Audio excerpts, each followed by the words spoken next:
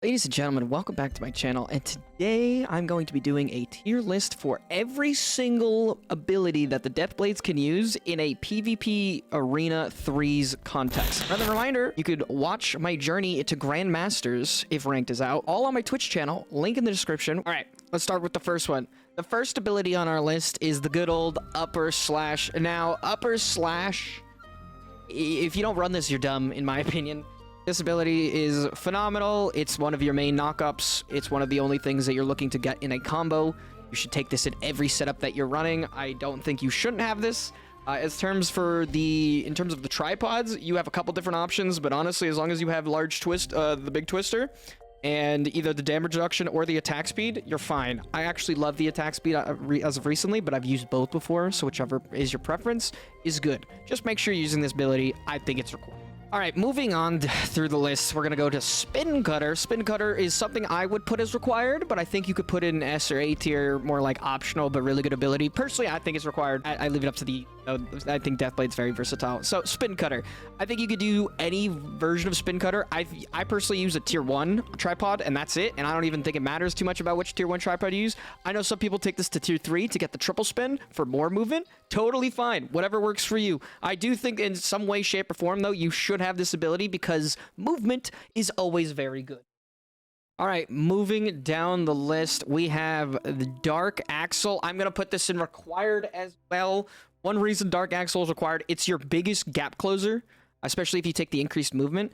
And this ability is just some of your bread and butter on initiating, getting away. You should have this. I don't think there's a reason not to have it. And if you are using it, I would use the mobility side of things. I know you can use upper axle. That is up to the player. That is up to you. I personally don't use upper axle, but because this is movement, I think it's required. That's some of the most important thing about Deathblade is how much movement they get. All right, continuing down the line, this is another required move, Moonlight Sonic. This is just absolutely phenomenal. Such a great ability. Our whole kit basically revolves around this. You need it. Personally, I don't think any other damage ability in our kit, except for the one coming up next, can even compare to what Moonlight Sonic can do. I think you need Moonlight Sonic. If you're not playing with Moonlight Sonic, you're probably trolling or just having some fun with some weird build.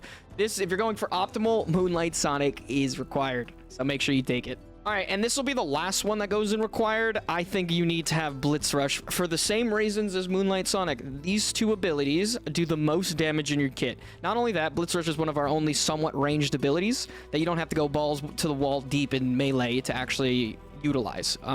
Also, when this ability crits on the off chance that it does upwards of 30k, if not more, which I think is absolutely bonkers. You need to have Blitz Rush. I think Blitz Rush is another ability in our kit that we're basically playing around. So you need to have this. Moonlight Sonic and Blitz Rush, if anything out of this list, are probably the most required out of the required. All right, now let's move on to the S tier abilities. What do I think is an S tier ability? All right, first up, we got Maelstrom. The only reason I'm not putting this in required is because I truly don't think it is required. I think it's very good. I think it is part of the most meta build currently. If you go into the tripods, you can go all the way to tier 3 and get up to 5 seconds of paralysis immunity. That's only to yourself, by the way, not your teammates. But in tier 2, you can also give your teammates and yourself movement speed and attack speed. When I first started playing, I greatly underestimated how good attack speed was as a stat. And when I finally paired it, the attack speed of Maelstrom's tier 2 with the upper slash tier 2 attack speed, I realized why this was such a good stat to get if you could, because the pace at which you can play is just a lot faster, and if you can handle it, just goes a lot smoother, and I think you catch a lot of people off guard that way, depending on what kind of pace you're playing at. Now, it also buffs your teammates. So, in my opinion, the more competent your teammates are, and if they actually know that they're getting a buff, the better this ability is. So, when this comes to competitive, I'd almost say it's borderline required for competitive, but asterisk depends on the comp that you're running, right? And when I say competitive, I mean, you know, not just solo queue. You're running with your actual threes team for tournaments. But Maelstrom is definitely S tier. Like I said, definitely not required, especially for solo queue. But the better your team is, I think the better this ability gets. So for higher elo, definitely good. All right, another ability we're going to put in S tier for obvious reasons is going to be Headhunt. This is our only form of hard CC, our only stun. It can go upwards to 3 seconds if you go all the way to tier 3. And you actually can make it an instant cast stun or almost instant, very short cast if you get it in tier 2, I believe. So this ability, I believe, is one that you should just go to tier 3. I have never played without a full tier 3ing this, basically tier 3 tripods, but it's a great ability. I think this ability is very dependent on the skill of the user, because if you miss it, it's actually really long cooldown and you have nothing. It's not like you have AoE damage that you can miss. Like, it's not like you miss Death Sentence the first smash, but then they walk into it, right? And then you hit the second one. You either hit this or you don't. And then it's on cooldown. So I think this ability is based off how good you are as a player. For solo queue, for competitive threes, for literally anything, this ability is always good. I don't think it's required, though. For 1v1s, I think it's required. However, team environment, I don't think it's required, especially for solo queue if you want to play for yourself. Even though this ability, not saying this ability isn't playing for yourself, I think there are other abilities you could hard carry a little bit harder in lower elo, just because you have to be putting out the damage numbers, right? You don't necessarily have to catch a slippery target because mechanically people are just worse in lower elo. So like I said, this ability gets better the higher you get. All right, now we're going to move down the list to A tier abilities. These are still very solid abilities that I see in a lot of builds, and I think they're all very, like, you can use every single one of them. It just depends on your playstyle and how you like to play. Let's start off with the first one. We're starting off with Surprise Attack. Great movement.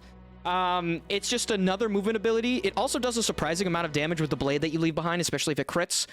It's just as simple as that. Another movement ability. Very great disengage tool. This is almost, in some cases, and I would argue that you could put this as required over maybe Spincutter, or just throw it in there altogether. These required abilities are what I find myself using every single time, which gives me 3 abilities that I'm allowed to play around with. I find myself switching between all the A and S tier ones a lot. B and C are things that I have tried out. I don't personally like them, nor do I think they're that good, but I think they have their applications and they're totally fine if that's the way you want to play. If you're wondering what I use, anything A, S, or required is what I use. Surprise Attack being one of those that could honestly have an argument for any one of these tiers, but I put it in A tier since I find myself using it less these days, but I do see tons of Deathblades run this, and I think that's totally fine. All right, moving on to the next ability, which is actually one of my preferred ones. I love this ability, especially for solo queue. Death Sentence. You can use a couple, as long as you go to tier 3, I think, and hit Explosion. I think any version of the other tiers is fine. Just depends what you're going for. Death Sentence is one of my favorite abilities, actually. 1, it looks fucking fantastic visually. And 2, you can cause a lot of chaos with this ability. I mentioned it in my beginner Deathblade guide. This ability I recommend for beginners over Headhunt because it's much harder to miss. And there's an if you add the movement in it, there's an ever slow 2-meter dash forward that will help you catch people off guard if you're very good with the hitbox of Death Sentence. I like it because it's it's an AoE knockup. Hitting a 3-man AoE knockup when you know their team has no their team has no roll dodge is very effective immediately into an awakening. So this ability is very good. It's not considered as meta as Headhunt and Maelstrom for reasons mostly I think surrounding competitive play or higher level play, because you just have less. You won't have as many openings, which is what Headhunt allows you to create, is more openings. Death Sentence is a little bit more chaotic. If you find yourself in a 3 melee comp, I love this ability because when you're usually playing a 3 melee comp, the objective is just to go as hard as you can, cause chaos, and disrupt the enemy team enough where you can play a chaotic style, right? So I love Death Sentence, but put it in A tier. Could easily be S. I don't think it's ever required, but doesn't put enough damage out to be required, but it does a good amount of damage. All right, moving on to an ability that actually some people might I think this is going to be the one that people actually disagree with me on, are these next few, but personally, I think all the A tiers could have a, okay, not all of them. This is something I think that could have an argument for S tier, but I know some people are very against this ability. We're going to throw Earth Cleaver into A tier. Now, Earth Cleaver is something that I don't think a lot of people realize has a lot of versatility. You can take a dash on this. There's so many different variations of this ability that you could take. I'm going to just talk about my favorite one to keep this short. My favorite variation of this ability is when you take Darkness and whatever the Earth Explosion is in tier 3. Reasons being, it's a solid knockup that does about 5,000 damage with non-crits if you hit all of the ability. It sends them flying for an extended CC chain, as well as applies darkness to them. Now, the darkness is what's really cool, is because if they immediately get up following this ability, let's say they immediately dodge roll, the darkness is left inside their body for about 3 seconds, and then it explodes, adding a minor stagger. A lot of people get caught off by this, and you're allowed to actually then follow up and play again to bait out once you bait out their dodge, you can now down them while they're lightly staggered by your darkness. It takes some time to get used to, and it's actually a decently fair ranged ability. I use this again. I just use this once again to cause chaos. I like to run it in heavy melee comps where we're just fucking throwing out as many abilities as possible, just trying to all coordinate an effort, like a solid dive onto their backline before they can actually react in time. I love this ability. I think it's a lot of fun to use. I think it's cool. I think it's great. I don't think it's required by any means, nor do I think it does enough damage to even warrant S tier, but it's a good ability and you should give it a try. There's also a version of it that I'm trying to get good at, which I have failed. I have yet to really make it consistently work, but you can add a stun and a dodge on top of everything I just talked about too. So the versatility around the move there's a lot of it, but I'm still working on it. This is one of the ones that I'm trying to get better at, but we're going to put it in A tier for now. All right, moving on, we're going to also throw Turning Slash into the A tier. Reasons being, it's another movement ability, but it's also an ability that does a good amount of damage. And is very good... Oh, excuse me. Is very good at chasing down targets that are very low, but you need to guarantee a kill, so you need to have super armor in order to get to them, right? This is where Turning Slash comes in. If you're willing to take a little bit of damage and just kind of plow through the meat grinder, then Turning Slash is for you. This ability makes going up against sorceresses a lot easier too, if you know how to use it. If you take tenacity on it, you will not get pushed back. So when they use their lava flow or whatever the fuck that ability is, you can actually Turning Slash straight through it. Now, if anti-gravity is still up, you might have some problems, right? But that's why you kind of need to track cooldowns. If you can get anti-gravity and you know they're going to use their lava, you can actually go straight through the lava, hit them with a headhunt into your full combo, right? They actually get caught off guard by this pretty easily, as long as they don't have a blink. So give it a try. But I love Turning Slash. It's got a lot of use cases. It's just a very solid hitting movement ability that you can use for either movement or damage. So I like it. A tier.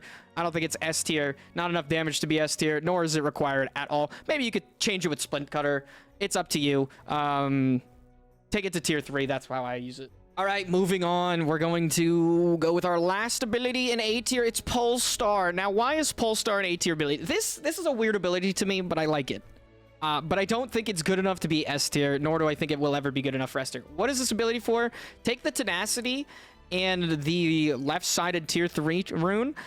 This is the ability that will lift you up into your target in the air, and then you smash them on the ground.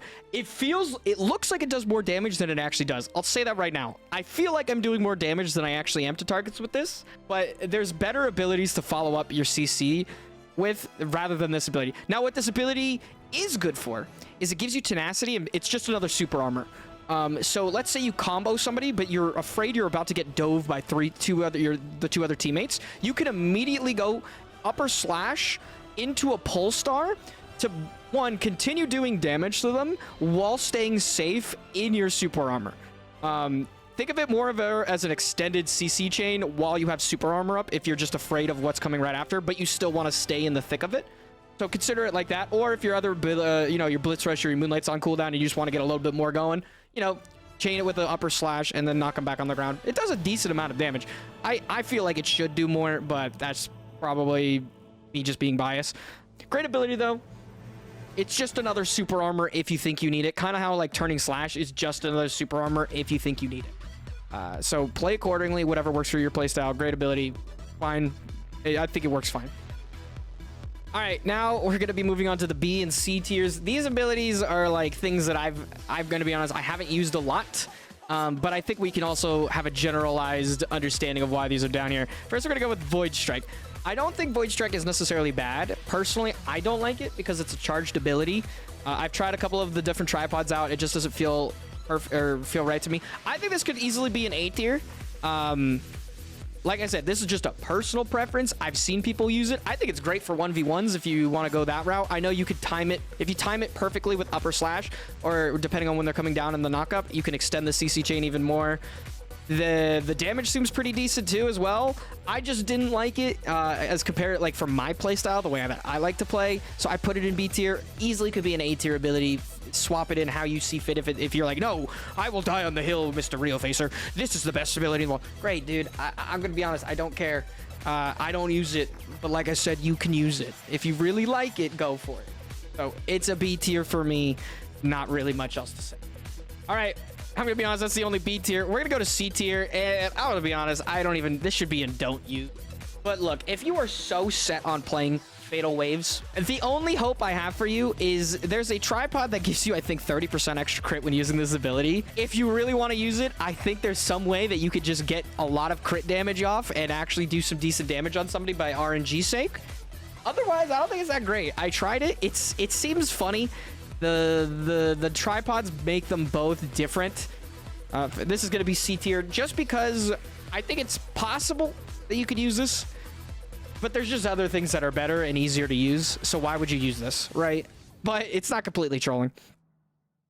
And then for the last three, I'm going to put these in do not use. I tried them very shortly in 3v3 arenas. I actually didn't get too much experience with these. But all of these just are much better for PvE situations. They just lock you into certain animations that aren't very helpful in PvP. Or their charging abilities to even be useful, which you want to try not to have too many charging abilities as a Deathblade at least for PvP. So I'm going to put these in don't use Soul Absorber, don't use Wind Cut, and don't use Blade Dance. Kind of dog shit for Arena. And yeah, that's about it. That's my tier list. If you got a problem with it, argue with me in the comments. Let's talk about it. Come stop by my Twitch channel.